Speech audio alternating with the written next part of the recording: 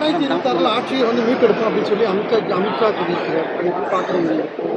கண்டிப்பாக நடக்குங்க. எனக்கு அனைத்து இந்திய அண்ணா திராவிட முன்னேற்ற கழகத்தின் பொதுச் செயலாளர் அண்ணன் எடப்பாடியார் அவர்களின் தலைமையில் இது நடக்கும் அப்படிங்கிறது மாண்புமிகு அமித்ஷா அவர்களே சொல்லியிருக்காரு.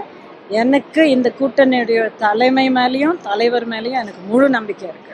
தமிழகத்தை பொறுத்தளவு அதிமுக தலைமையிலான என்டிஏ கூட்டணி தான் தேர்தலை சந்திக்கும் சொன்னாங்க. ஆனால் இந்த கூட்டணி தொடர்பாக அதிமுக பொதுச் செயலாளர் அறிவிக்கல.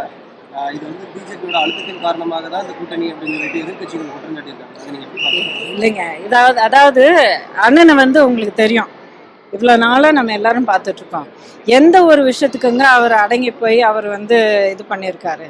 அந்த மாதிரி ஒரு பேச்சு என்ன சொல்றதுன்னு தெரியாம பயந்து போன ஒரு நிலையில இருக்கிறவங்க ஏதோ ஒரு பேச்சு சொல்லாம, ஏதோ ஒரு வார்த்தை விடலாம, ஏதோ ஒரு பழி போடுறாம அப்படின்னு ஒரு டெஸ்பரேட்டான வேற என்ன பண்றதுன்னு தெரியாம பயந்து போய் சொல்ற வார்த்தைகளை வீசுற ஒரு எதிர்கட்சியினுடைய பேச்சு, அவ்வளவுதான்.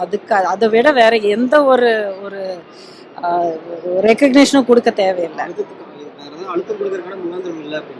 எப்படிங்க இருக்க முடியுங்க? எப்படிங்க இருக்க முடியும்?